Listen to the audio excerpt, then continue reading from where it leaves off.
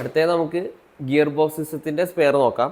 ആദ്യം തന്നെ എൻജിൻ പിടിപ്പിക്കുന്ന ബേസ് നമുക്ക് അവൈലബിൾ ആയിട്ടുണ്ട്. അത് കഴിഞ്ഞാൽ വരുന്നത് ബേസ് എൻജിനിൽ വഞ്ചിയിൽ പിടിപ്പിക്കുന്ന ഭാഗം ബ്രാക്കറ്റ് അത് നമ്മുടെ കയ്യിലുണ്ട്. അതും അതിൻ്റെ ഒരു ലോക്ക് പിന്നും ഉണ്ട്. അപ്പോൾ എൻജിൻ ബേസിൽ പിടിപ്പിച്ചു കഴിഞ്ഞാൽ പിന്നെ വരുന്നത് ഗിയർ ബോക്സ് ആണ്. അപ്പോൾ ഗിയർ ബോക്സിൻ്റെ കവർ പിടിപ്പിക്കുന്നതിന് മുമ്പ് നമ്മളൊരു ഗ്യാസ്കറ്റ് പിടിപ്പിക്കും. ഇതാണ് ആ ഗ്യാസ്കറ്റ്.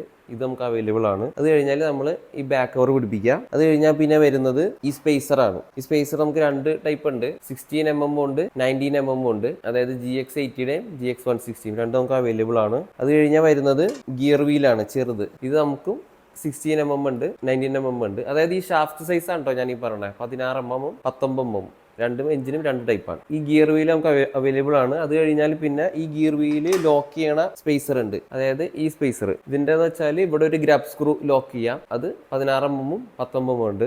അത് കഴിഞ്ഞാൽ പിന്നെ വരുന്നത് വലിയ ഗിയർ വീല്. ആ ചെറിയ ഗിയർ വീല് മെഷ് ചെയ്യണ വലിയ ഗിയർ വീല്. ഇതിൻ്റെ ടീത്ത് അതിൻ്റെ നേരെ ഡബിൾ ആയിരിക്കും.